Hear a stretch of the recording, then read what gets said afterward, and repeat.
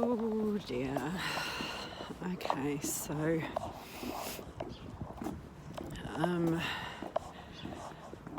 I've got to leave the park on Monday, or by Monday.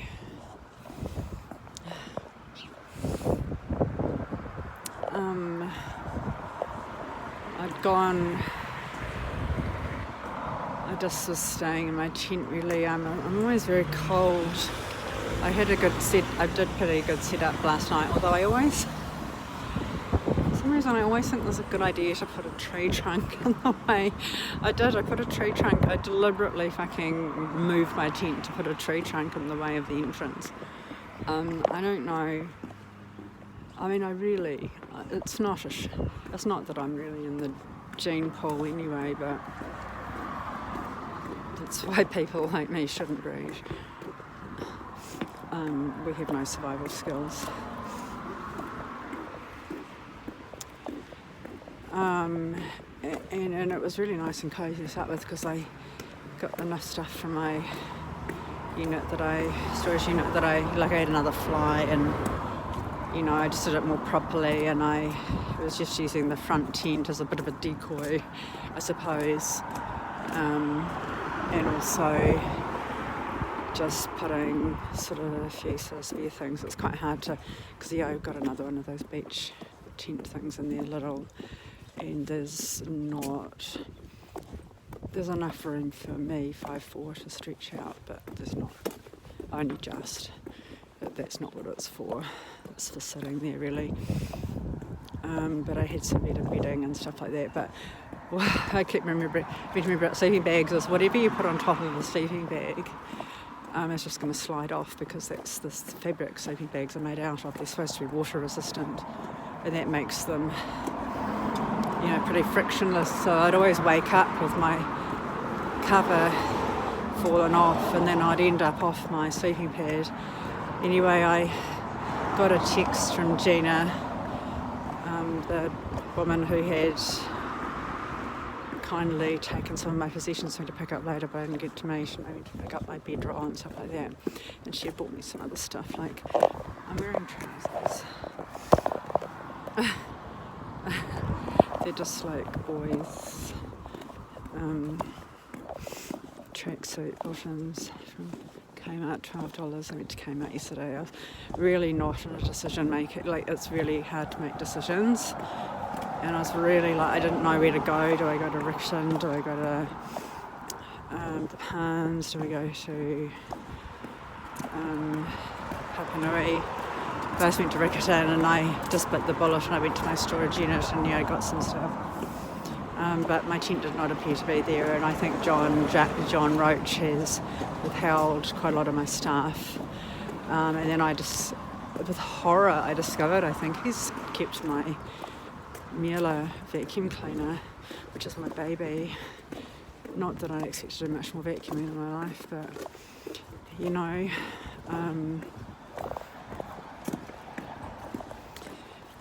anyway, so I had too much stuff, but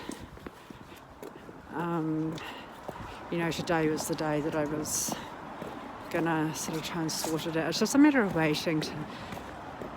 It doesn't always rain, but it's quite a bit, and the spitting can turn into a downpour really quickly, so you don't want to start a major renovation project.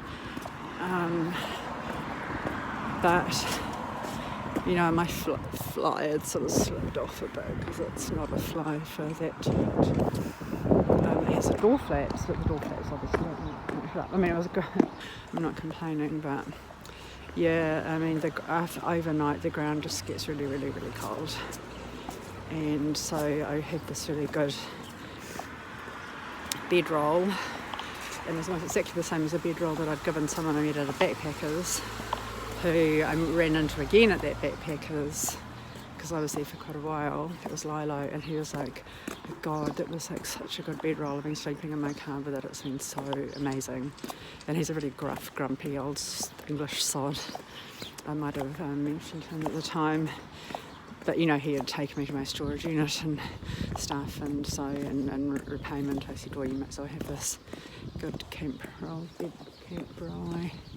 Yes, so I found another one of those at City Mission, St John yesterday, and I just got back with that in my arms. I had to go and meet Gina on her lunch break, and I got back and it's like, oh my god, my tent's gone. And I was just standing there, and it's like this. It's not really a meme because it's so heartbreaking, but it's a picture of a squirrel, and it's just standing there like staring at this tree stump.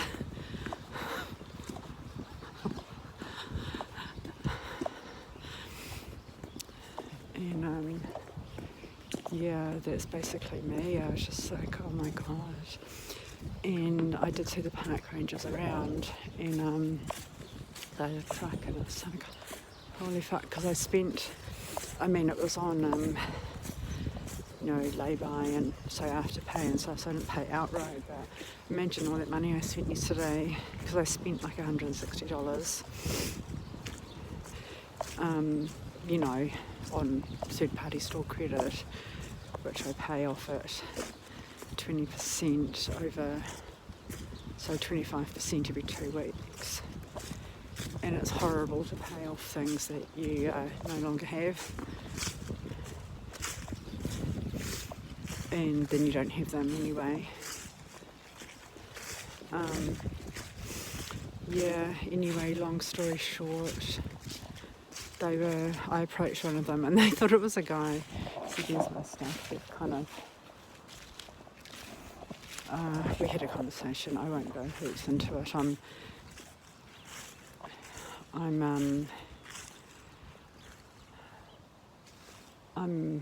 No one can cope with this. It's just over and over and over again, and it's not that they were horrible. I mean, this is a public park. It's run by City Council. It's not somewhere for sleeping.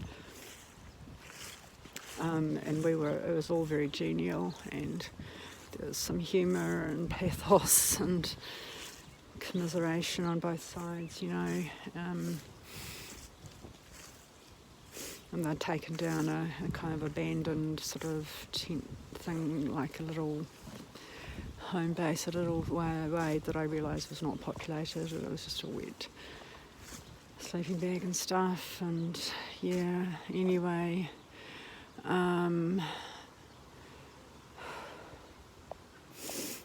So they can't have people staying here, and they just said, look, they've had really disrespectful people here before.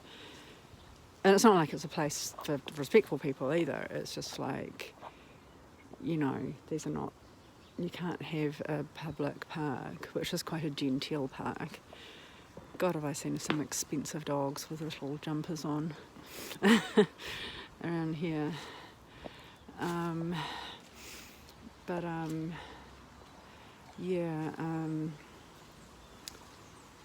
You just can't have the place overrun.